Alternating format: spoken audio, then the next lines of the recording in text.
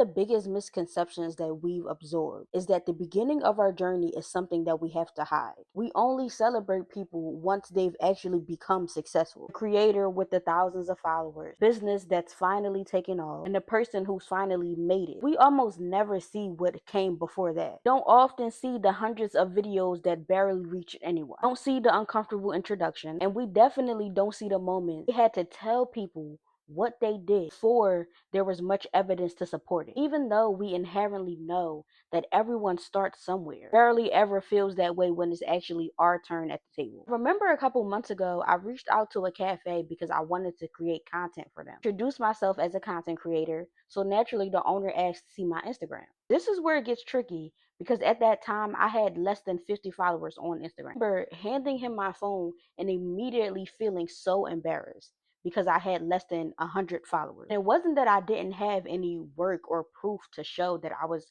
a content creator. It was because I thought that the number would make it look like I wasn't a qualified creator yet. And so recently, something similar happened. I was invited to collaborate on an event, and someone asked to see my work again. Time, I still didn't have that many followers, just a couple more than what I had before. While the number didn't change, my relationship with it did. I no longer felt ashamed for being at the start or the beginning of my journey. It made me realize that confidence isn't always built by just having more proof. Sometimes it's built by no longer apologizing for where you are in the journey. I have this thing that I do where whenever I come across another creator's page, I scroll all the way down to their first couple of videos. No, it's not so I can compare myself to where they are, because we all know by now not to compare your chapter 1 to someone else's chapter 20. I just need to remind myself that this version that I'm seeing now is not where they started. There were hundreds of posts before people started actually paying attention. The beginning always exists. It's just that we aren't usually invited to see it. Exactly one of the reasons why I started this series. It's not because I think everything deserves to be online, because we all love our own privacy. But I do feel like we've become so used to polished life, forgotten what becoming actually looks like. Oftentimes it's awkward,